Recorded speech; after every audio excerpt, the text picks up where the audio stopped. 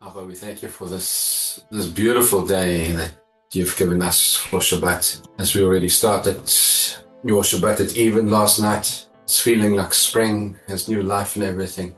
And we woke up this morning to the most glorious morning, and we just honor you, the bringer of good gifts. Your word says you give good gifts. You are a good Father. We honor you in this morning. We bring you the worship of our hearts. We thank you for this time that we can be gathered around your word. Thank you for Marta that comes to break it for us. Father, and then we think of, as Marta said, many of our friends, especially Susanna this morning, who asked for us to pray. We lift Susanna up to you, Father. We ask that there would not be any, what's the word now? Any backlash or anything on them as a family, especially as we think of last year. Father, that you carry Susanna in your hands, that your hand rests on her. You are Yahuwah Rapha, Lord God, our healer. And for many of us in this group, I know there are people that struggle with issues. I think specifically of Pam this morning.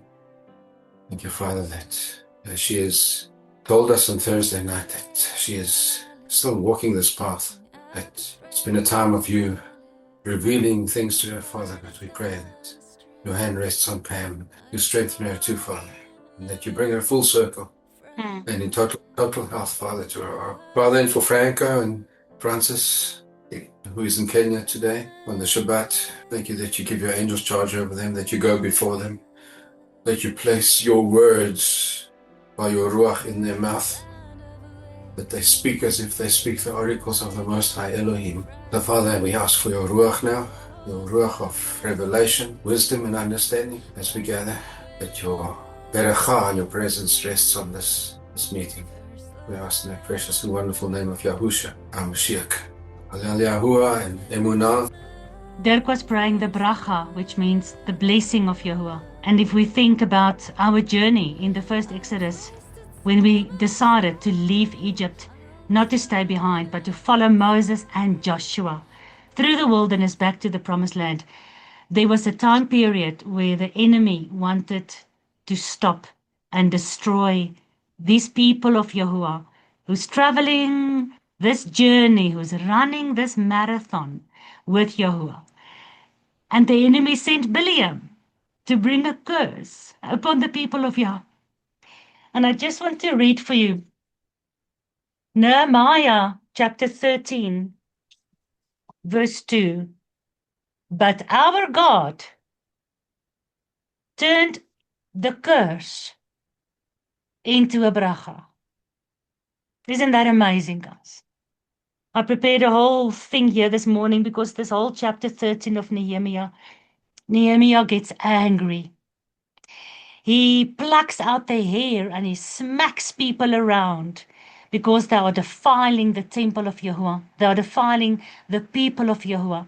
They are marrying the Ashereth worshipping people, and the children are speaking the Ashereth languages and haven't even learned to speak the Hebrew language. They are bringing goods to sell into the city Jerusalem on the Sabbath day. The Jews themselves, they trade with all these traders on Sabbath day, and they've taken the rooms that was holy for the offerings and the sacrifices of Yahuwah, and they've given it to the people they want to be in their good books. And Nehemiah gets angry, and he throws out the people living in these holy rooms of the temple. He threw out their furniture onto the street. And he went outside the gates. All the traders that were sitting there outside the gates of Jerusalem, just waiting for the Sabbath to get over. And he said to them, you better leave. You're not going to sit here and just wait for the second the sun sets so that you can start trading with the people of Yah. If I catch you outside these walls again, I'm going to lay my hands upon you. And people were scared of Nehemiah. And Nehemiah brought the Levites back who were scared of all these false priests, and the people didn't look after the Levites, and Nehemiah was angry, and it says he smacked them. He gave them hidings, And he said to the Jews, because it was only the tribe of Judah that came back from Babylon, you have to look after the Levites. You have to look after the singers. You have to give them the tithing. So Nehemiah brought them back to worship Yahuwah. Nehemiah put guards. He put Levitical soldiers at the gates of Jerusalem in the wall so that they can keep the gates closed on Sabbath day, keep the enemy and all the pagan material, logistical, pharmaceutical, commercial world outside. And in all that he said, Abba, remember everything I do. People were so scared of him. Oh, you are judging us, Nehemiah. Oh, you want us to send our pagan women away, Nehemiah. Oh, you're throwing out my furniture in the street, Nehemiah. Oh, you're so stupid, you Nehemiah. You're closing all the gates, Nehemiah. You are plucking out the hairs of the people who are doing business on Sabbath day, Nehemiah. Oh, you are too much. You're too bad. Nobody likes you. And Nehemiah says, Abba, remember me. Remember my passion for you. Remember my effort for cleansing your temple, for bringing your people back to worship, for closing the gates, for bringing the Levites back, the singers, for bringing the tithing and the grapes and the figs and the wine and the oil and the flour, bringing it back into your chambers, into the rooms in the forecourt of the temple, so that your worship can still happen in the way that you prescribed it. Remember us, Abba, in these final stages of this world and this existence we have. Remember us as we close the gates on Sabbath, as we get angry with people who wants to force the gates open, as we get irritated with our family and friends who cannot wait until the gates open so they can start trading again and say, oh, Sabbath must just get over because it's such a boring day. We get frustrated, Abba. Remember us. And like with what you did for us in the wilderness journey, turn the curse of Biliam into a bracha over your people who just want everyone to come to their senses and worship you in truth and spirit, like Nehemiah opened the words of Moses on the Sabbath day, and everyone listened. And they cleansed their houses, they cleansed the temple, they closed the doors on Sabbath. They sent the pagans away. They brought the fruits and the offerings back. They brought the Levites and the singers back. Remember us, Abba. We are in this cursed world at the moment. Your enemy has brought this curse in, this Babylon mixing. Biliam couldn't curse us. So he brought the Babylonian mixing into your people. Abba, like Nehemiah, we get the zeal for your house will consume us as we try to bring people to their senses. And they don't like what we're doing. But Abba, you see what we're doing. Remember us. And in our houses, in our families, in our marriages, and in our communities where we witness to our friends, Abba, turn the curse into a bracha so that your word can spread as you promised. Before the end of the world comes, the truth of your word will be spread all over the world. Amen. The Ruach is moving All over the world. As the prophet said it would be, hallelujah, Hallelujah. waters cover The waters the cover sea. the sea. Amen. Hallelujah. Guys, you must come to Sukkot. I'm preparing a lot of songs, not AI bullcrap, real songs from real people, and we're going to be singing. And Chrissy, bring your guitar and bring your tambourines, bring your shofars. I'm even going to try to get some dancing in there. So guys, bring whatever you want to bring so we can celebrate, because Sukkot is all about celebration. Right, let's start. We've got a big chunk of work to get through today. Are you guys ready? Part 17, we are still busy with the Revelation Marathon regarding the beast. And in part 17 today, we see that Satan, the dragon, who is the serpent, gives the beast his power. Let's look at what the word of Yahuwah says. Isaiah 27 verse 1. In that day, Yahuwah, with his sword and great and strong sword. Who's the sword of the word? Isn't it Yeshua? Yahuwah with Yeshua in that day shall punish Leviathan, the piercing serpent, even Leviathan, that crooked serpent. And he shall slay the dragon that is in the sea. Hallelujah! So Leviathan is the piercing crooked serpent. He's the dragon. Revelation is our second witness. The great dragon, the serpent, the old Genesis serpent, called the devil and Satan. He deceives the whole world. So a lot of people are saying there's a difference between Hillel or Lucifer and Satan. I don't know if you guys have heard about that. But all throughout scripture, I have not seen that difference. I see here that this dragon is called the old serpent, who was the shining one. Lucifer, Hillel, the one that appeared, the one that was kicked out, who appeared to Adam and Chava. And he's the same one that was talked about in Isaiah 28 and Ezekiel 14. He's called the devil, he's called Ha-Satan, which means the adversary. The Satan, adversary, the enemy of Yahuwah. And he deceives the whole world. Now, this is Satan, the piercing crooked serpent, Leviathan, the dragon. And Leviathan is also found in the water. Yolanda and I have touched a little bit on the water Nephilim. And you guys also by now know about this whole maritime system that our legal and economy system is rooted in. And it's interesting that Leviathan is in the water's name. Now, remember, we're busy with the beast. And we want to see where the beast gets his power from. We identified Satan, the dragon, the serpent. Let's continue. 2 Thessalonians 2 verse 3. The man of sin is the son of perdition. Now, Paul talks about the Antichrist or the final beast, the final big Antichrist, because there are many Antichrists.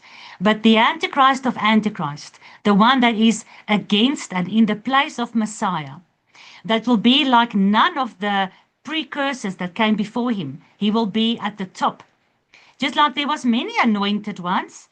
Joshua was anointed, David was anointed, Cyrus was anointed.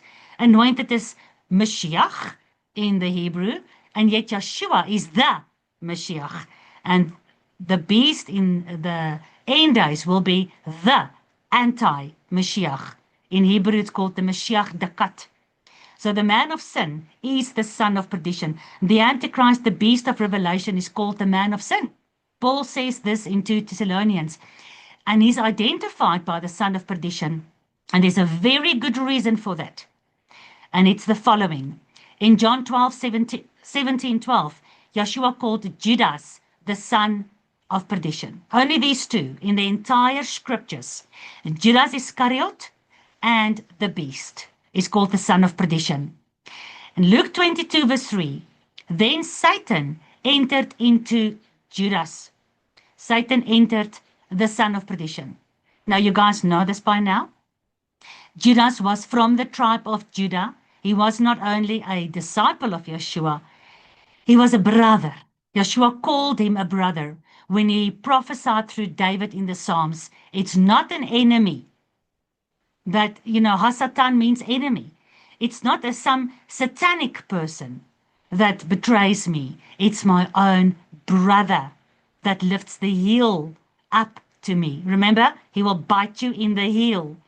So it is the enemy, Ha-Satan, coming into the brother Judah. And he's the one that lifts the heel against Yeshua. So where did Judas get his power, his inspiration, his courage, and his deception from? When he betrayed Yeshua, he got it from Ha-Satan. Where will the man of sin get all his crap from? From Ha-Satan. Because both of them are called the son of perdition.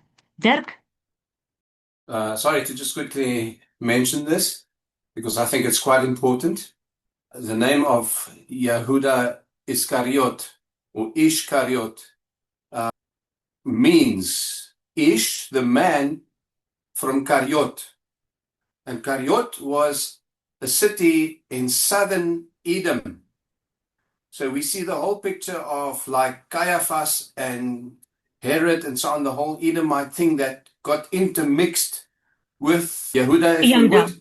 Mm. And from that we see that Ishkariot or Yehuda Iscariot was most probably a half-breed, which is very significant.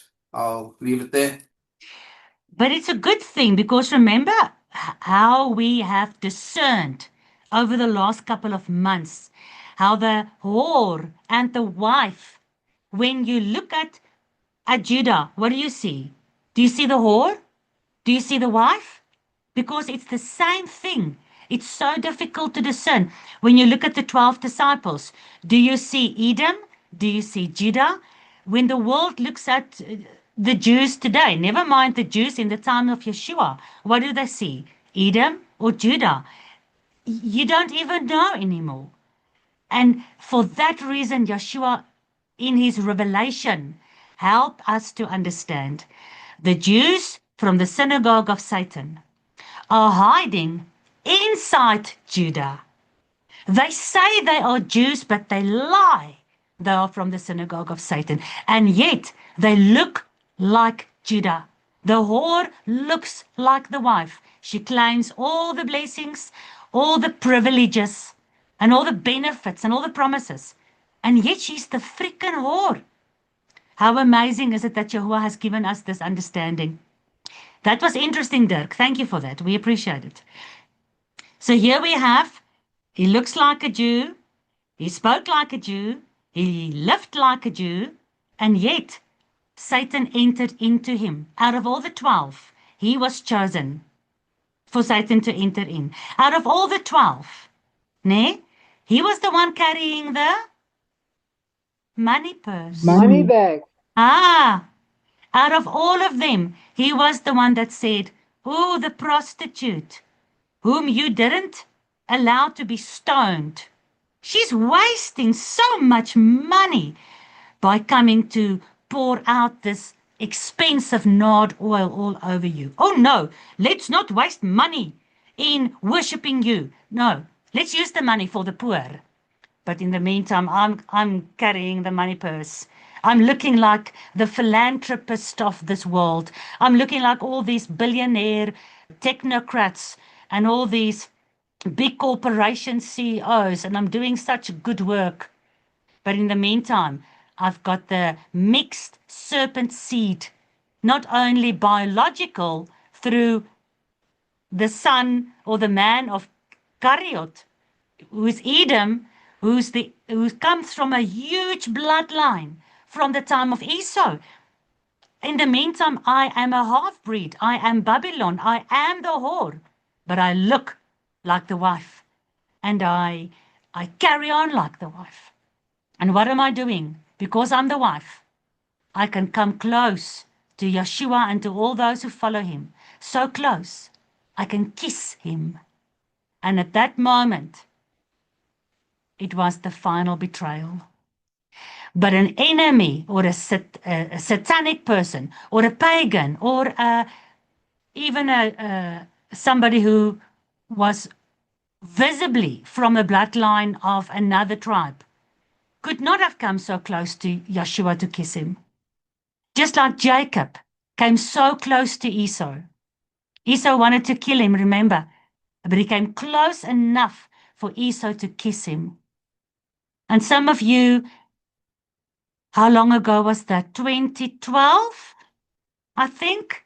I had that whole series on the Messianic mystery of the kiss of Esau, who in the jots and the tittles above the word kiss, in the original Hebrew Tanakh, you find a couple of dots. Who of you can remember that? The kiss of Esau. He comes in close. He's your brother. He comes close enough to kiss you, but that kiss looks like bite marks because those dots that is in the yots and tittles above the word kiss. Do the yots and tittles Bible study on the YouTube Two Trees page. In these end days, the discernment between good and evil becomes more and more difficult. Everyone looks at the wife, or they look at the whore, and they think she's the wife. Everyone looks at the Jews and they think this is Yahudah, this is the blessed chosen nation of Yah. We know there are true ones in there. And when will they be revealed? At the 3.5-year midpoint, isn't it? We've discussed it in detail already. And here we have Judas, called the son of perdition. Satan came into him. And Yeshua didn't there do an exorcism. He didn't chase Satan out of Judas. You know, shouldn't he have done it? Didn't Yeshua know Satan came into Judas? Why didn't he chase him out? The scripture had to be fulfilled. The prophecy had to be fulfilled. Perfect. The scriptures has to be fulfilled. It says all over the Gospels, all this had to happen so that the scriptures can be fulfilled. Absolutely. So it's going to happen in the end days because this is repeating cycles. This is our God revealing the end out of the beginning and out of everything that has been written. And this is the same thing that happened here is going to happen in the end days as well, where this mixing and this biting of the Jews who call themselves Jews, but they're not, they're lying, they're from the synagogue of Satan, but who comes close enough into the center core of the entire world, ruling and reigning everything, carrying the money purse, kissing the believers, smooching the Christian churches. They are the big risk, the big crooked serpent seed from the womb of the false wife that will infiltrate and deceive the whole world, because ultimately it all paves the way back to the dragon.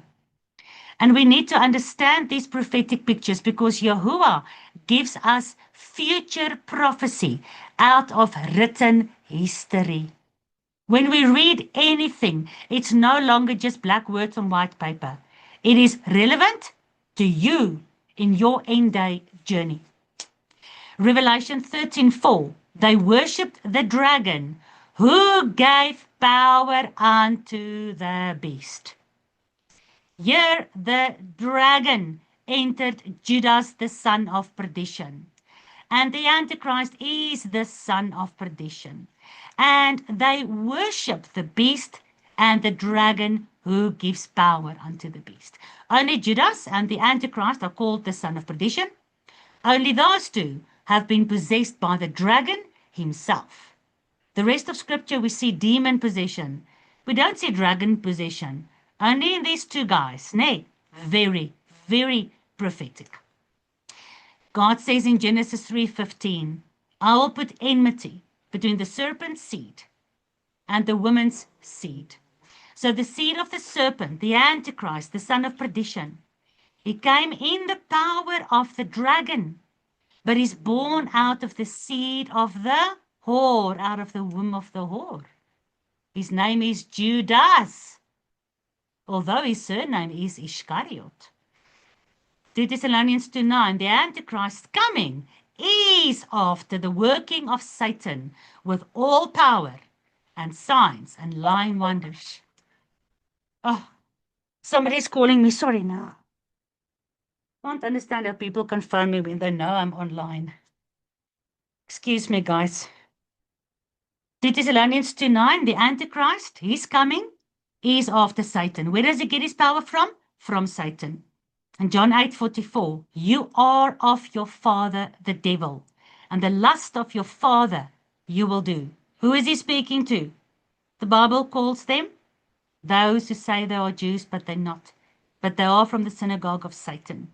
He's speaking to the religious leaders. He's speaking to the Sanhedrin. He's speaking to the Pharisees. He's speaking to those who brought the Babylonian mixing into the TNT. And this is exactly the same worldwide enemy that we are facing in these end days. Revelation 13:4, they worship the dragon, which gave power unto the beast. and they worshipped the beast.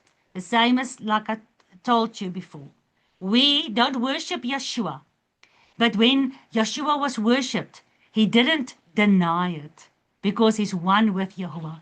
But as the manifested word of God on earth, he directed all worship back to the Father. And so the beast will do as well. Because ultimately, this beast is born out of a woman, just like Yeshua was born out of a woman. But this beast has a bloodline which stems from Hasatan, just like Yeshua has a bloodline that stems from Yahuwah. There was no physical seed actually involved with Yeshua. There was an egg. But then the Bible tells us we need to understand the mystery of the seed. And Yeshua says the seed, when he told the parable of the sower, the seed is the word. And you guys remember what Dirk prayed this morning? When he looked out at this glorious, beautiful morning and he saw the signs of spring. Can you remember when Yahuwah created everything? Did he have to repeat his word every year? Did he have to go and say, listen now, tree, listen, grass, it's springtime. You must now bring forth seed. You must bring forth blossoms and you must bud now. Did he have to repeat? Does he have to maintain? Does he have to remind the entire creation to bring forth as he commanded in the beginning? No, he doesn't. Because the power in the word that he spoke when he created was so astronomical. He only had to say, let there be plants and let them bring forth according to their seeds. And today we've got billions of plants and each one have got different seeds and each one of them does not have to be reminded. Pick up your socks, make your bed, keep the Sabbath day. Nobody has to be to remind nature to procreate and to bring forth new life as per the original word, because the word is so powerful. And this seed, which is the word, is so powerful. It brought forth Yahuwah himself manifested in a fleshly baby body. This amazing word of God in a baby body. But that power, Hasatan's power, is not a match to Yahuwah. We all know that. But in the same power of the word of Hasatan, the Antichrist will come forth. The Antichrist's coming. He's coming. How he's going to come? Ne? He's coming. He's after the working of Satan. So Satan works, the working, his things he does, the things he did. Even from Genesis, the seed of the serpent. Yeshua calls the Pharisees the seed of the serpent. This Satan came into the seed of the serpent, Judas Iscariot. And that seed of the serpent will culminate in the last day into this figure, this half God, half man, according to the power of the seed, the words of Hasatan. Where did he speak first? Where did he speak first? In Genesis? No. If you read in Genesis, yes, but where did he speak first to humans? That was in Genesis, where he spoke the lies to Adam and Chava. And that lies, that word, that is the seed that was in the fruit of the tree of knowledge of good and evil that we have been corrupted with. And we need to die in this seed so that we can be reborn in the seed, in the word, in the uncorrupted, undiluted word of God. But where did Hasatan speak first? What was the word? What was his power? Because the power is in the word, ne? What was that power when he said, before he got kicked out of heaven, when he still was the beautiful covering cherub, when he was in the image of Yahuwah, perfect in all his ways, beautiful, in charge of all the musical instruments, sitting on the throne with Yah, being a covering cherub. having charge over the rest of the heavenly force. He was a high ranking cherubim. And what was the words, those first words he spoke? I will be Elohim. And in the power of that word, just like Yeshua who says, you see the Father, you see Elohim. When you see me, you see the Father. I am Elohim. And they picked up stones to stone him because he blasphemed him, a man, calling himself to be God. And here we have Hillel. His first words he spoke, if you read Ezekiel and Isaiah, I will be like the Most High. I will sit on his throne. I will rule the congregation. I will be at the sides of the north. Right?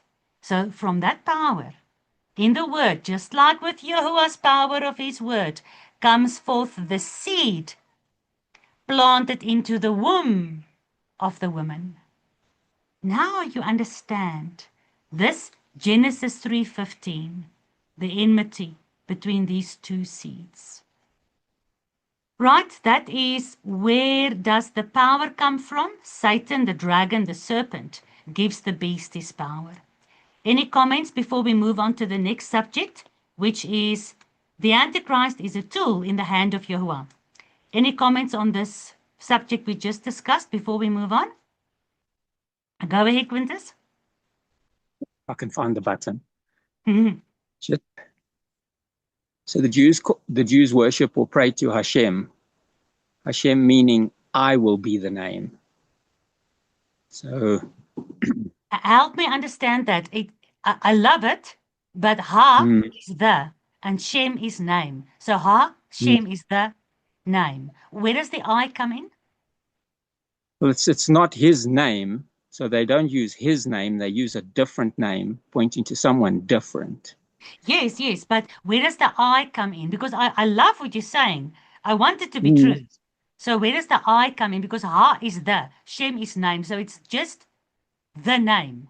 We know it's not Yod-Heh-Vav-Heh. We know that. But have you found in the original Hebrew maybe where the I came in? I'll go and research. I am the further, name. I'll go and research it a bit further and try and find that. But I have heard. So, for example, Dr. Pigeon mentions it. Okay. And it's pointing to a different Elohim, not. So they'll say we'll raise up his name and then never use his name. They'll use a different name, you know. And what is the third commandment? You shall not take my name in vain. That's not what it says in the Hebrew. Do you know what it says in the Hebrew? No, not offhand. You shall not make my name to nothing. Nothing. So thank you. Every time they replace Yod-Heh-Vav-Heh with the name, they're making Yod-Heh-Vav-Heh's name to nothing. And they say Hashem a million times. So a million times. The same with saying Jesus instead of Yeshua or Yahusha. The same with saying Lord and Yireh instead of Yahuwah. We are making his beautiful, glorious, holy, fearful name to nothing. We are breaking the third commandment millions and millions and millions times over. So yeah, do that research, Quintus, because I like it, but I don't want to repeat it without proof. Dirk? I just want to latch onto Quintus there. The Hashem, as we see it, is actually a short form. It is Dr. Pigeon that taught on it, and I know what Quintus is talking about. It's something like Hashem something Dai, which is the original whole naming thing. And then it translates to what Quintus said. I will be the name. So yeah, there is something there. Quintus is correct. One will just have to get the complete words there. And I don't think they use the whole word. They just use Hashem. They don't add the whole thing from where it originates from. Okay, guys, get us that, because I want to latch onto it. I like it because it confirms. It's sad. I know it's very sad. It's not what we want to hear, but it it's just another witness that what we are teaching about this whole whore and beast system is indeed true. Yolanda? Marda, it was actually that link I sent, I think, last Sabbath, not a branch, but I'll put it up again. That's where he explains it. Can you quickly explain it? I cannot remember as well, but it's all about the Hashem thing. So he puts it out, why it's such a thing. So it comes down to the fact that as we know them today, the Jews, when they call upon the name of Hashem, they're calling upon a name that means, I will be the name. And if we look at all the evidence and everything we've looked at this far, this one who will be the name might be Hillel. And of course, we know that is not true for every Jewish man, woman, and child. Many of them truly love Yahuwah, but they have been, just like the Christian world, indoctrinated over thousands of years to follow in the traditions of man, in the rabbinical teachings that is mixed through their religious leaders and Sanhedrin and high priest, whom they trusted. My pastor will not lie, the rabbi will not lie, but that mixing came from Babylon and infiltrated into the true Yahudah. And today we sit with this deception and this Babylonian pagan mixing that is deceiving all of the Jews inside the modern day state of Israel, as well as all the Jews who are still scattered and who are living as Jews in many countries all over the world. And they're all calling upon the name of Hashem, not understanding what they are doing. And again, people can say it's unfair that they are so deceived. I want to say it's not. Yahuwah says, because you reject my Torah, you will be destroyed for a lack of knowledge. It is not Yahuwah's fault. When people choose not to read the TNT, the Torah and the testimonies, and then when they are deceived, to cry and say, oh, it's unfair. No, it's not. If you don't read the TNT and you become deceived, you're not going to blame anyone else but yourself. Yolanda? I just want to mention they'll usually put God as G-D, and that can also mean Gad, the god of fortune. That I've heard as well. So it's all about the money. Yeah, Yahudah. there's a god called Gad in scripture, the god of money. Yeah, and they are carrying the money purse. Sure. Wow, Dirk? Okay, and Gad comes from Gadriel. God, we spell it G-O-D in English, but it comes from Gadriel, God. And I think Gadriel was also one of the fallen angels. Something like that.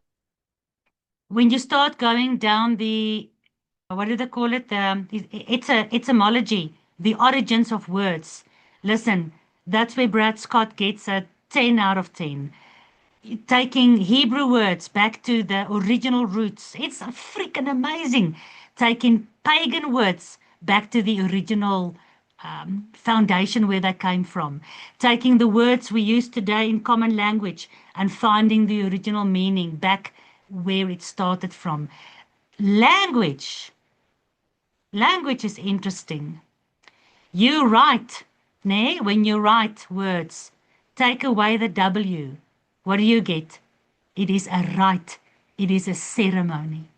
You spell when you say M-A-D-A. You put a spell over. Listen, the etymology of words is really deep, deep rabbit holes. Very interesting. That is why when this morning, let's remember, as Nehemiah is reading to us the Torah, when we came back out from Babylon, remember what he did. And he was just like you. You are maybe sometimes called, you are too much. Nehemiah, he was too much. Listen to what he did. We're talking about language now, Nehemiah 13:24. 23. In those days I saw that Yahudim had married wives of Ashdod, and their children spoke half in the speech of Ashdod, and could not speak the Hebrew language, but they spoke all the languages according to their people. And their people were pagan. So what did he do? I contended with them. I cursed them. I smote them. This is bad. I'm not saying... Listen to what Yahuwah wants his people to be passionate about. I made them swear by God, do not give your daughters unto the Ashdodite, the Ashdods. They were worshipping Ashtoreth. Don't give your daughters to them. Don't take their sons for your daughters. Because if one of them wants to repent and come into Yahuwah's kingdom, by all means. Rahab was allowed. Ruth, the Moabite, was allowed. But what did she do? Your God will now be my God. Your Elohim will now be my Elohim. Your people will now be my people. Your language will now be my language. I'm not going to speak my pagan language anymore. We are still speaking pagan language. We cannot speak Hebrew fluently. We are in exile. We are the lost sheep. We are Ephraim, who forgot that Abraham was our father. But Yahuwah has made a promise to you and me. He said, in the last days, where is it? Habakkuk or Micah? I, Yahuwah, will restore my pure language on your tongues, and you will all call upon the name on the Hashem of Yahweh, on the name of Yahuwah, with one shoulder, with one power, with one tongue, with one mouth, with one passion. Amen. Amen. These languages, the mystery of the language, Yahuwah says, don't mix. Because the moment they started mixing, when Biliam's curse brought the mixing that we still struggle with today in Christianity and in Judaism, that was because of the mixing of these Ashtoreth pagan prostitutes, and started diluting the Hebrew and diluting the covenant and making even the name of Yahuwah to nothing. Let's continue the next section.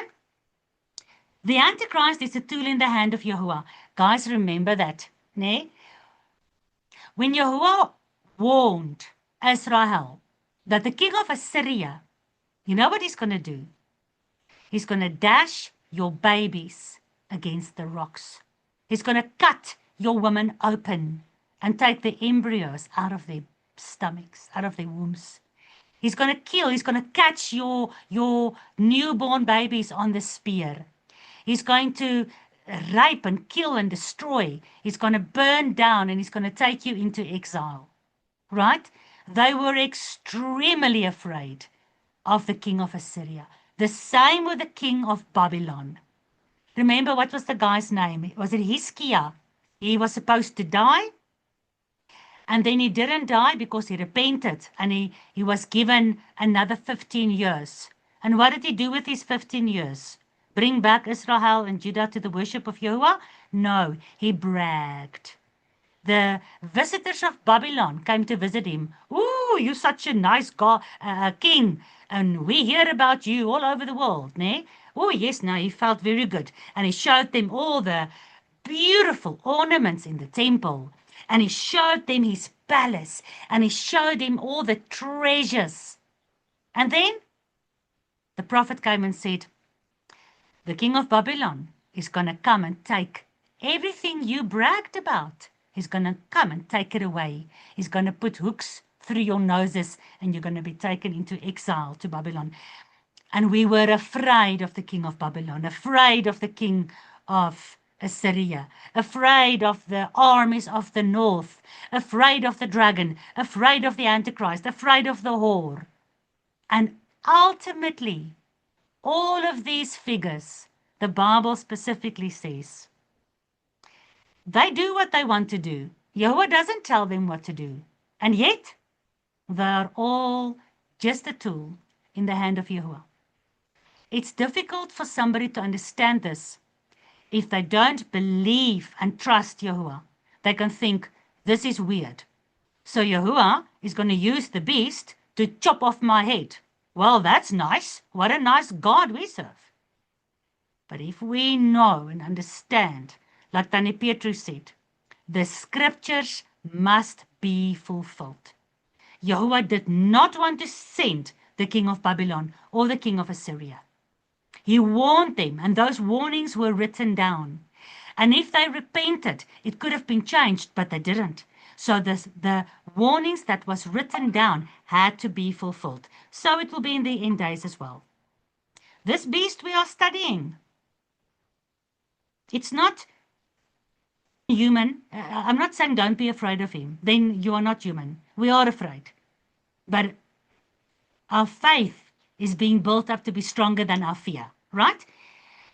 But let's remember, even in our fear of this whole system, these stupid donkeys, they think, Hillel thinks he's going to take the place of Yahuwah. The beast thinks he's going to take the place of Yeshua. The whore thinks she's going to take the place of the wife. And all along, they are just doing exactly what Yahuwah wants to be done. So his original plan can come to fruition.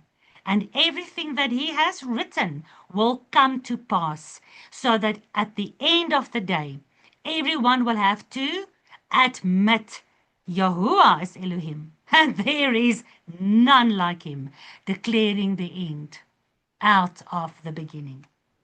So the beast is a tool in the hand of Yahuwah. Jeremiah 6 verse 26.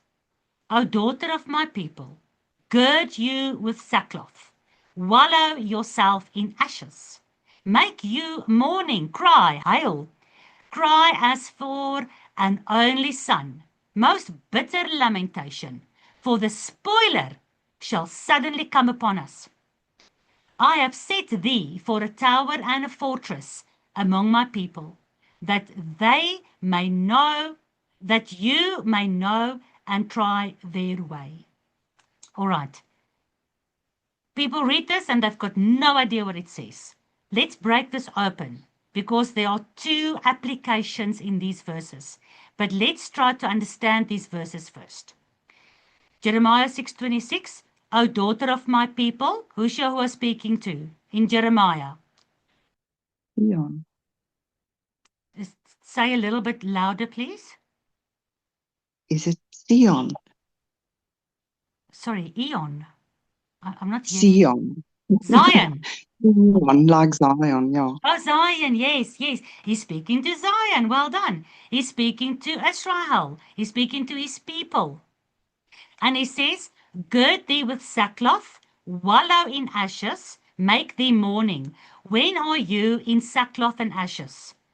When you are mourning. What is the circumstances where people normally went into mourning? In sackcloth and ashes. When somebody died. Thank you. When somebody died. Now they say, as for an only son, make bitter lamentations. So who are they in sackcloth and ashes for who died?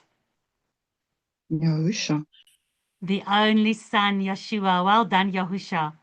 There's another verse that says, one day when the Jews, the righteous Jews, Yehudah, when the blindness is taken away, they will see him and cry as for an only firstborn son. Right, so Yahuwah is speaking to Israel in the land of Israel, and is warning them, cry and weep for this only son. Why? Why? For the spoiler shall suddenly come upon you. What's that? Who's the spoiler?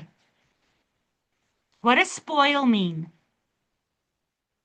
To make rotten. To make rotten. When you spoil your children, yes, to make something rotten. When I spoil your fun, I take away your fun. So it's something that comes in that's going to make you rotten, and that's going to take something away from you. So the spoiler is coming to destroy the daughter of my people. And now he says, I have set thee. Who's he speaking to? I have set thee for a tower and a fortress among my people, that they may know and try their way. I have set thee, whoever he's speaking to, ne? I'm using you as a tower and a fortress among my people. Who's my people? The daughter of my people, Zion. I am using you as something to make my people look at the way in which they live, that they may know and try their way, that they may look at how they're living, what they're doing, and that they may test what they're doing and how they're living against my word. Who is he speaking to? Listen carefully. Close your eyes. Let me read it again. O daughter of my people, make you mourning and lamentation as for an only son, for the spoiler is going to come suddenly upon you. I have set you as a fortress among my people, that they may know and try their way. Who is he speaking to? The end time saints. Let me ask it like this. So, yes, he's speaking to his people. He's giving them instruction. But then in verse 27, he's speaking to somebody else, because now he says, this one that I'm speaking to, I'm going to use you for my people. And of course, that's prophetic for us. He's speaking to us, and he says, we must cry for Yeshua. Why must we cry for Yeshua? Because the spoiler will suddenly come. All right. But now in verse 27, he's no longer speaking to his people. He's speaking to somebody else. He's speaking to this person in verse 26 that he is sending to his people. Why is he sending this person to his people? So that they can know and test their religion, their way. Do you see that? It's a difficult verse, I know. So if you look at verse 26, cry for an only son, because the beast, the spoiler, is suddenly coming upon you. In Jeremiah, it was talking about the king of Babylon. Nah? But in the end days, it's talking about, yes, the king of Babylon, this whole statue of Babylon, and then the little horn that will rise from the head of Babylon. He's the spoiler. We cry for the only son. Judah, you better start crying for the only son, because the Antichrist is coming quickly and suddenly to spoil you, to make you rotten, to take away your covenant, to destroy you. That's what the beast does. We looked at that in all the previous sessions. So he says, now, I have set you as a way in which my people will know and test their ways. Now, who's Jehovah speaking to in verse 27? Yolanda? I'm going to guess it's Asher. In Isaiah 10 verse 5, it says, O Asher, the rod of my anger and the staff in their hand is my indignation. I will send him against the hypocritical nation and against the people of my wrath. Will I give him charge to take the spoil and to take the prey and to treat them down like the mire of the streets. That's one of the verses I also have, Isaiah 10 verse 5. Assyrian. The beast is also called the Assyrian. And he's a rod. What do you do with a rod? In the valley of shadow of death, your rod and your staff is with me, comforts me, guides me. What does Yahuwah do with the staff? He guides you. What does he do with the rod? He trains and disciplines you. So the Assyrian, the spoiler, is the rod in the hand of Yahuwah. The Assyrian is not a rod on his own. He's not coming to test and prove and punish the unrepented people of Yahuwah on his own. No, he's a rod in the hand of Yeshua. Thank you for that, Yolanda. But I want to show you two applications. So, yes, this one that's coming, the spoiler, Yahuwah is speaking to him. But it doesn't mean that is not speaking to the Son as well. So if you look at the screen, in the first Jeremiah 6 verse 26, I've got the only Son in verse 26 in yellow, and I've got thee in verse 27 in yellow. And in the first application, Yahweh says, O daughter of my people, cry for Yeshua, because the spoiler is coming suddenly. O Yeshua, I have set you, the only Son, for a tower and a fortress among my people. And he's speaking, Chrissy, to us in the end days. I'm setting Yeshua as a tower amongst all of you, that you may know, get to understand the way in which you live, and test it against my Son, Yeshua the Word. So in the first application, this tool that is sent to the daughters of God's people is Yeshua. But like Isaiah 10 says, look at the second application, look at my screen. In the green, I've got the spoiler in verse 26, and I've got thee in verse 27. So listen to the second application. Cry for the only Son, for the spoiler comes suddenly upon us. And now I have set you, the spoiler, the beast, the enemy, who's coming to destroy and corrupt and kill and rape and murder and deceive and mix you. I'm setting you as a tower and a fortress among my people. Ooh, Hashem, the one who's in the name, in the place of the real God, he becomes a tower and a fortress among my people, so that you may know and try their way. So that when this false God, this false Messiah, is in the midst of the daughter of my people, and he deceives them and he kisses them and he betrays them, and ultimately their eyes are opened when they see the abomination of desolation at the midpoint of the tribulation, then they come out of Babylon and they flee to the mountains, because they now know their way. They see that all this time in Judaism as well as in Christianity, we had the spoiler, we had the corruption as our tower and fortress. Do you see the two applications? It's very interesting now. And it's true for both of them. Yeshua is the tower and the fortress against whom we test our lives. But so the spoiler comes, and he becomes the new way in which people live. And he comes, he comes in the midst of the church and the synagogues, and now they test the way in which they live according to the spoiler.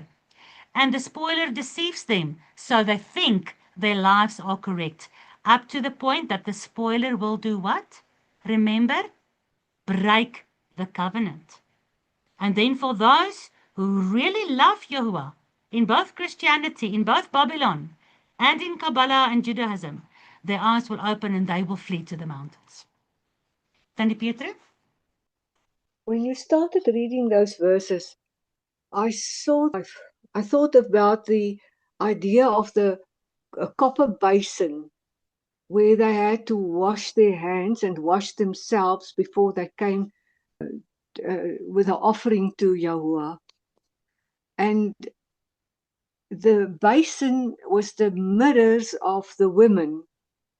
And I always see that as the mirror of what Yeshua is giving to us to clean us. He gave us his word so that we can be cleansed in his word, and to amend our ways according to his word, as Nehemiah did. He even had to beat them, but we can make the choice to go into the word, to wash ourselves in that. But it can also be a false wash if you use the wrong mirror. Wow, Tannie Pietro, listen carefully. I've got two mirrors here. Wait. What you said is you can look in the mirror of the Torah and you can see where you are still dirty, and you can go back to the wash basin to wash. And I think, isn't that Yaakov, the brother of Yeshua, that said that? We look in the mirror of the word. But then there's another mirror.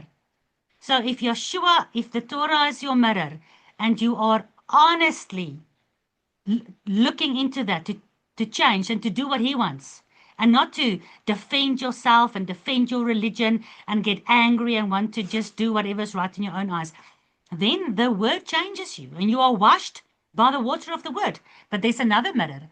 Yaakov, the brother of James, says what? You are like stupid donkeys. You look in the mirror, and then the moment you turn away from the mirror, you forget. You forget what you saw in the mirror. You are like a stupid man who forget what you look like the moment you leave the mirror. So yes, Tannie Pietro, here's the two things. When the only sun is your tower, you will know and test and change your ways. But when the spoiler is your tower, you will look, but you will not change. Sure, Tannie Pietro, thank you for that. Johan, do you agree with that? Apostle Elvis, I see you agree. Jolene, ek stem Johan saam. Yes, I agree. Yeah, I agree. Ek stem saam. Dankie, Johan. Let's continue. Like Yolanda read Isaiah 10:5. O Assyrian, the rod of mine anger. Guys, I'm going to take you down a rabbit hole with the Assyrian. One of the most interesting studies I've done in my life. Thank you, Rob Skiba. I'm so sad that you're gone, but I'm telling you, Father, I've used your work. I'm not speaking to Rob. I'm speaking to Yahuwah. Thank you, Yahuwah, for using Rob Skiba's work today more, now that he's dead. It's like Vincent van Gogh. When he died, his paintings became $1 million paintings. Rob Skiba's work is now becoming so fruitful. Well done for using Rob as your tool in your hand for the Yahuwah. So when we come to the Assyrian, we're going to go through Old and New Testament. We're going to go through history and mythology. It's going to be very, very interesting. So Yahuwah says to the Assyrian, and sorry, when I get there, I'll show you from scripture that the beast is called the Assyrian and is called the spoiler. When I did a word study on the spoiler, my mouth hang open. He's called the spoiler. He is spoiling. He is rotting everything. So this Assyrian is indeed a rod of anger, a rod of chastising, a rod of punishment, a rod of training in the hand of Yahuwah. Oh, Yahuwah is so bad. Oh, he's so unfair to now hit us with this rod. What does scripture say? Who punishes who? If a man punishes his son, does a man not chastise his son because he loves him? Does a man chastise or discipline a bastard, a child that's not his own? Will a man discipline another man's child? No. A man with a rod will discipline. You bend the tree when he's young, and when he's older, he will return to it. You discipline your own son. So I think it's Paul, is it not, that says, by this you know that you are not bastards anymore, but you have been adopted into the family of Yah. He is now your father. You are his children, and be glad when you are disciplined. So here the prophets came and told, O daughter of my people, the spoiler is coming. And the spoiler is a rod in the hand of Yahuwah who's angry. What were they supposed to do? Ach, no. Remember, they had the false prophets and the false priests. No, God says everything is honky-dory. Nothing bad's going to happen to you. Let's throw Jeremiah in a pit without water. Remember, they threw him in a pit. They threw him in the gutter because all the false priests said, no, I prophesy for Yahuwah. Nothing bad's going to happen to you. You Jews and you Christians, you're all okay. Shanana. While the true Torah and testimony witnesses are thrown down in the gutters. And they were gathering for themselves preachers according to their own hearts that said the stuff they wanted to hear. Jeremiah was screaming down there from the gutters, repent, turn back to the Torah. The spoiler is coming. What did they do? Closed their ears, and they wanted to listen to the nice little tickling of ears words. They chose not to be disciplined by the words of Yah. So when you don't want to be disciplined by the hand of Yahuwah, then Yahuwah is going to allow the punisher, the spoiler, to come and punish and spoil you. But yet Yahuwah said to Ephraim, when the king of Assyria took them away, and when Babylon took them away, he said, oh, Ephraim, I am divorcing you. I am sending you away. You are becoming a pagan, half-baked, hypocritical nation of strange languages. But he says, oh, Ephraim, how can I forget you? That's the most beautiful words in the Bible. Oh, Ephraim, after everything you've done, how can I forget you, oh my Ephraim? And he says to Judah, oh, Judah, if only you'll worship me, if only you will repent and turn back to me. And during the 70 years they had Daniel to teach them to repent. And they came back with Nehemiah and with Ezra. Because Yahuwah will never break his covenant with Ephraim and Judah. But he is using the rod of discipline and instruction in history, in biblical times, as well as in the end days. That's what the tribulation is for. And that's why people who understand the TNT and who believe this God and who love him, despite of the punishment, your father gives you a hiding, né? 6 van die bestes op die agterblad. But he loves you. He does it for your own good. Because if he doesn't give you a hiding, which is now illegal in this country and in all the countries, cannot hit your child. But if he doesn't hit you, what do you become? You become a spoiled brat. That's why the beast is called the spoiler. If the rod, Yahuwah's Torah is the rod, but if you are not disciplined according to that, he will send the Assyrian, who is a rod in his hand, to come and spoil you. Romans 9:17, Paul says, for the scripture, which is the scripture? The Old Testament. That's all the scripture that existed in the time of Paul. The scripture says unto Pharaoh, even for this purpose have I, Yahuwah, raised you up, that I may show my power in you, and that my name might be declared throughout all the earth. Let's break this down. It is amazing. Just like with the Assyrian, who was an antichrist figure, so Pharaoh, huge antichrist figure, his emblem, the pyramid with the eye of Ra, the eye of Horus, is still on our whole economy system today. So Yahuwah says, you think Pharaoh did whatever Pharaoh wanted to?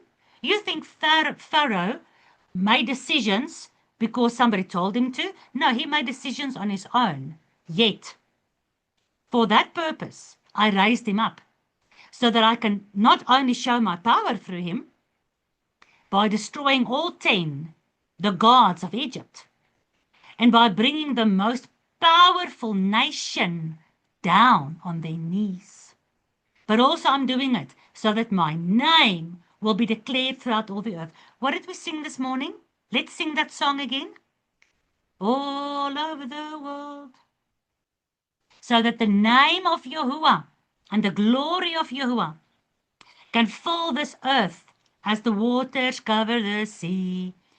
Pharaoh, this beast, this Assyrian, this Antichrist is raised up. Yahuwah allows the seed of the serpent to be raised up through the womb of the whore, to grow as a tender plant from the cut off stem of King Nebuchadnezzar. Remember the tree that was cut off? Yet a branch will grow out of this tree, who was the king of Babylon. He allows that. He raises him up so that through him, through Pharaoh, through the Assyrian, the power of Yahuwah will be shown. When those plagues started falling in Egypt, the power of Yahuwah was shown. Remember, the magicians, oh, they're so good. Moses did that thing, oh, I can do it as well. So all these dark witches and warlords and mystery school world leaders and all their priests and pagan worship, what do they call them? Sanhedrin that supports them. They can do signs and wonder. Remember, the beast comes in the power of Satan with all signs and lying wonders. They can do all those things. But when those plagues started falling, even the magicians came running to Pharaoh with their tail between their legs, and they said, Pharaoh, Pharaoh, you better start watching out. This is the finger of Yah. And it was only his finger, guys. The magicians, they were very clever. Remember, where was math? The difficult understanding of mathematics. The Egyptians did that. Science. Those ancient Egyptians, they were extremely intelligent. They had a lot of the fallen angel technology, building architectural wonders, still one of the 7 wonders of the world today. They were not idiots. Those magicians were not idiots. I don't suggest you do it, but I read a lot of Wilbur Smith's books. And Wilbur Smith did a lot of research when he wrote his books. And one of his books, this thick, was about a magician in Egypt. Those guys were clever. They could read the stars. Remember the Magi of the East. They were very clever. And these clever magicians who was ruling the world and doing signs and wonders, right? They came to Pharaoh and they said, Pharaoh, wait, this is the finger of Yah. Be careful. And those plagues fell, and Jehovah's power through his finger, just his finger, proved who this God was. Because far away in a country called Canaan, in a city called Jericho, 40 years later, a Canaanite prostitute, Rahab, said to the 2 spies, we have heard of what your God did in Egypt. Hallelujah. The Assyrian, the spoiler, the Antichrist, the beast, and his entire dragon power system, and his entire whore of Babylon foundation, is a tool in the hand of Yah, and he allows them their time. He sits on his throne in Psalm 2, while they are speaking blasphemies, coming together against him and against his anointed. And he laughs at them. He allows them their appointed time, because they're a tool in his hand, so that he will show his power, and that his name, not Hashem, not Jesus, his name will be declared throughout all the earth. No wonder the scriptures and the gospels say, and the renewed covenant, the name of Yahuwah will cover this earth as the waters cover the sea. The name above all names. They will bow, and every tongue will confess that Yeshua is Yod-Heh-Vav-Heh. Because through this whole Antichrist system in the end day tribulation period, Yahuwah is going to show his power. So, will we complain during the tribulation? Of course we will. But we must complain less than what we want to, because it's the tribulation. during which Yahuwah is going to show his power. And it's going to be the tribulation through which his name will be declared in all the earth. While we go through the tribulation, we are the witnesses, in Greek, the martyrs of the end days, through which his name will be declared. We will continue to witness for his name. The two witnesses, the two olive branches in Jerusalem will witness for this God, like Elijah witnessed for 3.5 years while there was no rain, as a prophetic picture of Moses and Elijah, the law and the prophets, the Torah and the testimony, end day saints who is persecuted by the dragon and heads chopped off by the beast and burned on the stake by the whore.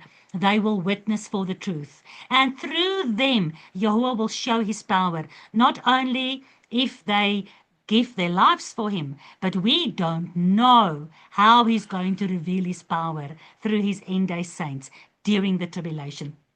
Because there was 10 plagues in Egypt. 3 of them, the magicians could also copy. A lot of stuff of Yahuwah, as you know by now, the dragon and the beast and the whore, copies already. But the last 7, 10 minus 3 is 7. And the book of Revelation says there will be 7 plagues in the end. And when those fall, and Yahuwah, because Joel 2 and Acts 2 is all about when the sun darkens and the moon looks like blood, that is when Yahuwah will pour out his ruach upon his end day saints in the last 3.5 years, when those 7 plagues, just like in Egypt, will fall upon this earth, and his name is declared by us, and he shows his power through us.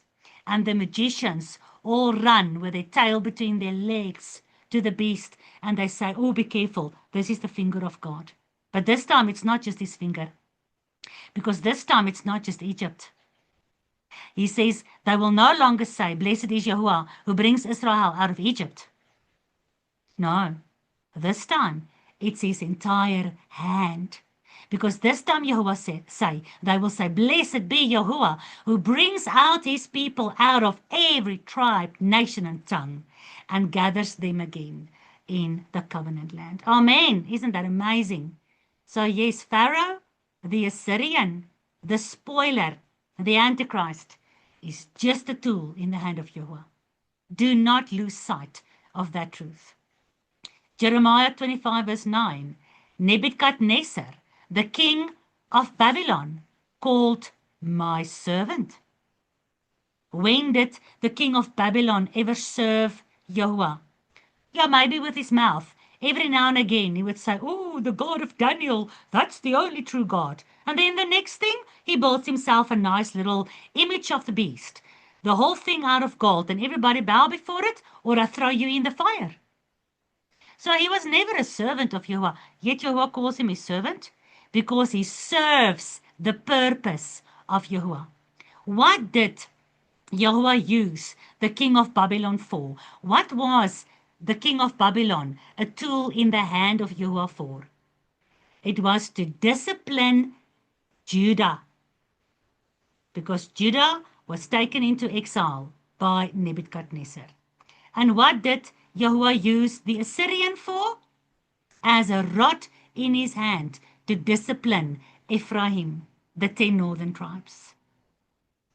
And in Egypt, what did Yahuwah use Pharaoh for?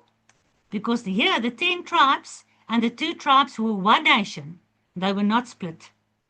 And all the people that believed in the God of Abraham, Isaac, and Jacob, and who shema to the words of Moses, was seen as the 12 tribes. They were seen the same, because they were also brought out of Egypt, saved under the blood of the Lamb. And what did Yahuwah use Pharaoh for? As to discipline this Egyptian system, this world power system, but also to show his name to Israel. Israel was caught in the middle of this battle between the seed of the serpent and the seed of the woman, the seed of the enemy and the seed of Yahuwah. They were in the middle. They weren't raptured up to heaven and sitting on a cloud playing a harp or raptured directly to the promised land. They were inside, in the midst of the battle. And Aaron and Moses went daily to go and witness to the God of the Hebrews. And the Israelites witnessed daily to the Egyptians and to all the mixed multitude that was there. And the number of these people grew, so that by the time they left Egypt, it was a huge mixed multitude that could not even be counted. That's how many it was. Besides the 600,000 men of Israel, plus their families. And through Pharaoh, which was a pagan, evil king, he's an antichrist prophetic picture, but through him, Yahuwah showed his people his name, so that in the name of Yahuwah we will be saved. The book of Acts says, whoever calls upon the name of Yahuwah will be saved. And we in the last days, we will witness for the name of Yahuwah, and we will be saved. And he will show his mighty power. Isn't that absolutely astonishing? So we do not have to be afraid.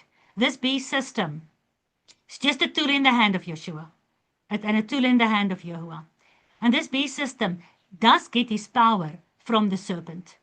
But we must remember, Genesis 3:15, ultimately the seed of the woman will crush the head of the serpent.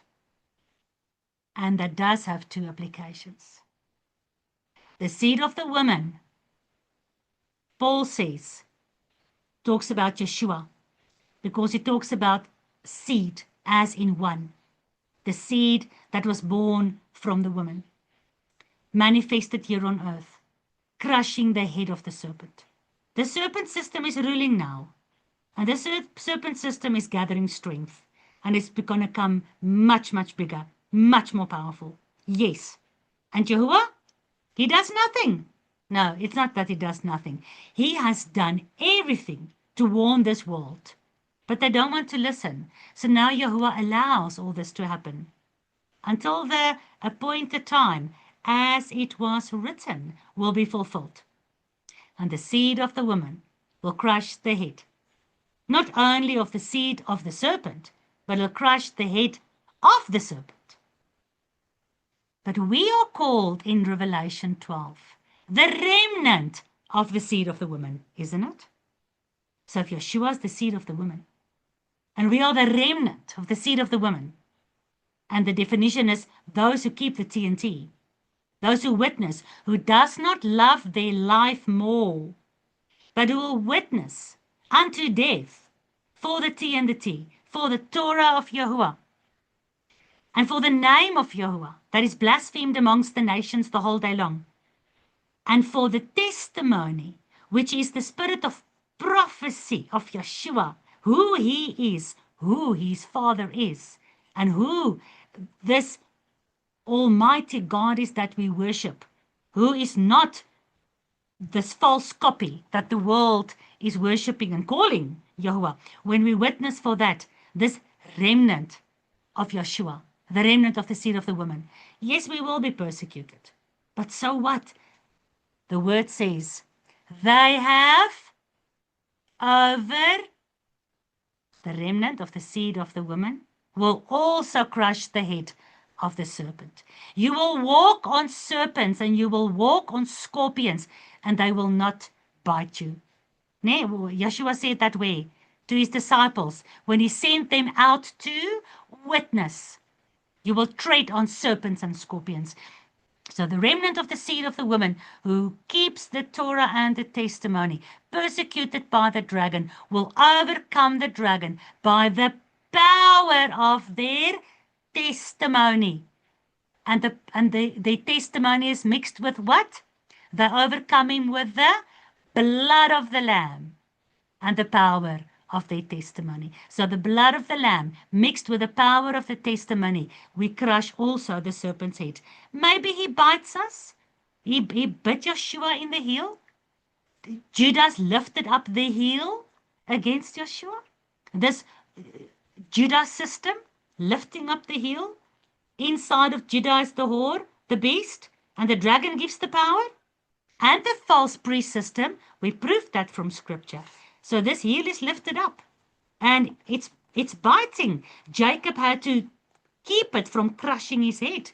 And ultimately, what happens? When you mix the blood of the lamb, Abraham said, when Isaac asked, "Where's the lamb? I don't see him." And what did Abraham say? "Oh, don't worry, my son. Yahuwah will provide the lamb." And when they see him, remember, daughters of Zion, they will cry as for an only begotten son. And he is set as a fortress and a tower, so that we can know our way. If our way goes parallel, not 1 degree out, but if it's on this narrow road of the way, then we will overcome the dragon with the blood of the Lamb and the power of our testimony. So we witness of the TNT. That is the testimony through which Yahuwah will show his power in this Egyptian, Assyrian, godless, Antichrist beast system. No matter how much power the dragon gives, we will show through us stupid, fearful, simple, idiotic people, hypocrite. Today I'm nice, tomorrow I get angry. Us stupid donkeys, us little ants running around in this world. Through us, who's his witnesses, like he did in Egypt, he will show his power. And through us, who will witness for his name, and who will not blaspheme his name, and who will not make his name to vain, he will make sure that his name is known all over the earth as the waters cover the sea. Amen. Amen. Amen. Hallelujah. Amen, amen. Amen, guys. Over to you. Some feedback.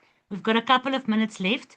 I couldn't start with the third part of this discussion. There's way too much information.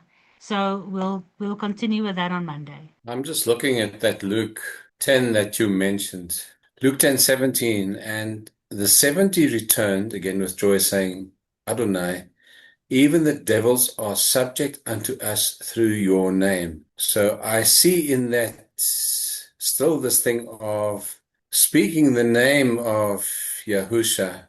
That is how the authority comes and they become subject. The devils are not going to be subject to his name if you keep silent. You've got to speak the name to subject devils. That's just logic. And he said unto them, I beheld Hasatan as lightning fall from heaven. And in the piece you mentioned, behold, I give unto you power to tread on serpents and scorpions and over all the power of the enemy. That power over the enemy is in the name, but you have to speak it. It's not just something that hangs there silently. And nothing shall by any means hurt you.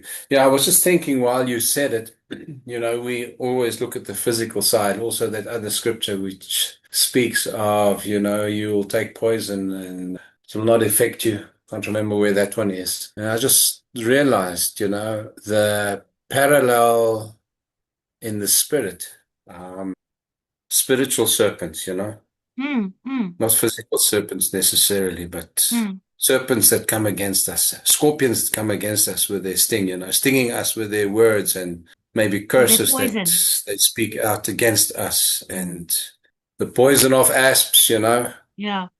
the words we speak that can be like poison, poison that is spoken against us, the poisonous tongue. Just came to me, that it's so much to do with the authority that we have by speaking the name of Yahusha, but also it's because of that which is spoken against us, that which is breathed against us, that which is cursed against us. Because I want you to stay and let's work through this, because everything in scripture is physical and spiritual. You said it beautifully, the spiritual parallel. That's well said. Now, stay with me. What is written on the foreheads of the 144,000 in Revelation 7 and 11? Well, the name or the Aleph Taf. The name of Yahuwah. You just said in his name, we will, Yahusha is Yahuwah our Savior. In his name, you said, you read the scripture, we will tread upon serpents and scorpions. So, and they will not hurt us. Now we will have power over them. All right. Now, the 144,000 has got what on their foreheads? The name of Yahuwah. What comes out of Abyssos in Revelation? The beast. Yes, the beast comes out. Sorry. When the angel falls from heaven, the star falls from heaven, called Wormwood, and he's got the keys of Abyssos in his hand, and he opens up Abyssos. What comes out? What army? Locusts. Locusts, army of locusts. And where lies their power? Their power in their tongue. Yes, the power lies in the tongue. Where lies the power to hurt the people? In their tail. And their tail is like the tail of a scorpion. Okay. Scorpion. Yeah. So in the name on the forehead of Yahuwah's people, in the end days, it says the 144,000 cannot be touched by those locusts, by those Nephilim, fallen angel, dragon, alien, horrible beasts that's got power in their tails to pain people for 5 months long, and people want to die and they're wishing for death and they can't. But it says specifically the 144,000 cannot be touched. Now, I don't teach that I don't think I'm going to be one of the part of the 144,000. I take scripture physically. I take it on what it says there. And it says they are the males from each of the 12 tribes, those who has never fornicated with a whore.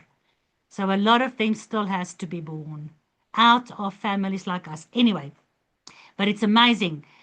That which Yeshua said, for his true followers, who will be gathered with the 144,000, the scorpion, you'll tread on it. He will not hurt you, because you have the name of Yahuwah. In your name, they said, even the demons are subject. You can tread upon scorpions. Absolutely beautiful. So let's just make sure of one thing. To just call upon his name, because Kabbalah does it. They say Yod Hey Vav Hey. They use it as a spell, and there is a lot of transcendental meditation power in that name. But to just use the name, is the name like a magic spell? What does name mean? I come in the name of my Father. I come in the authority of my Father. So whatever my Father said, that's what I say. So if we are going to use the name of Yeshua, we cannot teach anything else than what Yeshua taught. And Yeshua didn't teach anything else than what the Father taught. So if anybody uses the name of Yahuwah or Yeshua, yet they do not teach the TNT, that is not using the name of Yahuwah Yeshua. That is not authority. That is blasphemy. But if we do believe and obey the TNT, we also teach what Yeshua taught and what Yahuwah taught. And then we do have his authority. And in his name, in his authority, in his principle, and in his promise, we can indeed use his name when we witness for him. And we pray that through our witness, his power will be shown amongst Egypt and amongst Babylon, and that his name will be spread all over the world. Thanks for that, Dirk. Yolanda? I'm reading Genesis 3 verse 15, the part where it says, he, that Yahusha, shall bruise your head, Satan's head, and you, Satan, shall bruise his heel, Yahusha's heel. So we know the head sort of says the spiritual part, and the heel shows to the flesh part. So eventually the head, like with the name on it, Satan's name will be destroyed, bruised, or overwhelmed is actually the word there if you go into the Hebrew. And then Satan bruised his heel, but he forgot that that's only the flesh. He didn't touch his spirit. So Wow. there's also a lot in there to see. Wow. Like that, Yolanda. Like that. Yeah. Yeah, the word is amazing. It is a deep, never-ending ocean that we can just swim in. Even after the 1,000 years, we would not have swum through the whole ocean yet. That's why eternity is as long as it is. Well done, Yahuwah. Well done for writing such an amazing book and for giving us your Ruach to help us love and understand it. May Yahuwah's name be glorified all over the earth as the waters cover the sea. Who will pray for us, guys? Elsabe? I'm going to read Psalm 29. Interesting, it's about Yahuwah's name. Unto Yahuwah, O ye mighty, give unto Yahuwah glory and strength. Give unto Yahuwah the glory due unto his name. Worship Yahuwah in the beauty of holiness. The voice of Yahuwah is upon the waters. The El of glory thunders. Yahuwah is upon many waters. The voice of Yahuwah is powerful. The voice of Yahuwah is full of majesty. The voice of Yahuwah breaks the cedars. Yahuwah breaks the cedars of Lebanon. He makes them also to skip like a calf, Lebanon and Syron like a young bull. The voice of Yahuwah divides the flames of fire. The voice of Yahuwah shakes the wilderness.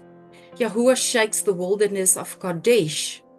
The voice of Yahuwah makes the hens to calve and discovers the forests. And in this temple everyone speaks of his glory. Yahuwah sits upon the flat. Yea, Yahuwah sits king forever. Yahuwah will give strength unto his people. Yahuwah will bless his people with peace. Hallelujah. Hallelujah. As his voice came rolling down Mount Sinai, it broke the cedars. It made the earth to tremble. It made the animals to cough. And doesn't Psalm 91 say, because he loved my name? Psalm 91 verse 13, you will tread upon the lion and the adder, the young lion and the dragon. You will trample under your feet. Because he has set his love upon me, therefore will I deliver you. I will set you on high, because you have known my name. Amen. Hallelujah. Yahweh.